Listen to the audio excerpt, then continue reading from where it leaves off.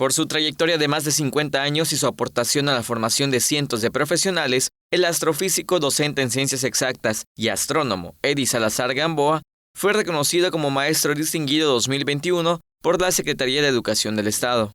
El investigador recibió de la Secretaria de Educación del Estado, Loreto Villanueva Trujillo, la condecoración que se entrega a quienes dejan huella imborrable en su labor magisterial, convirtiéndose en inspiración para futuras generaciones. La funcionaria enfatizó el compromiso de Salazar Gamboa por compartir sus conocimientos dentro y fuera de las aulas a beneficio de la comunidad investigadora. El homenajeado, quien es catedrático del Instituto Tecnológico de Mérida, reconoció a sus compañeros y al director del instituto, Ever de Jesús Díaz Flores, por su respaldo en la consolidación de trabajos académicos que impulsan el talento del alumnado y pidió a quienes se encuentren en busca de su vocación dedicar su energía en los temas que los apasionan.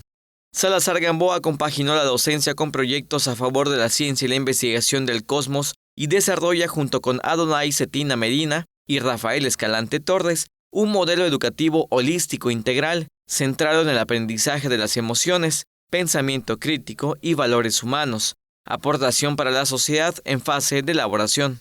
El catedrático develizó la placa conmemorativa que será colocada en un sitio especial en el campus normalista, próximo a inaugurarse. Antes se colocó la ofrenda floral en el monumento al maestro ubicado en la avenida Reforma.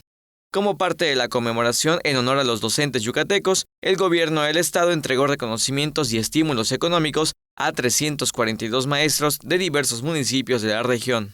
Teleyucatán te informa. Teleyucatán te informa.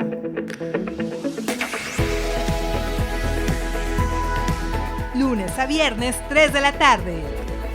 Síguenos.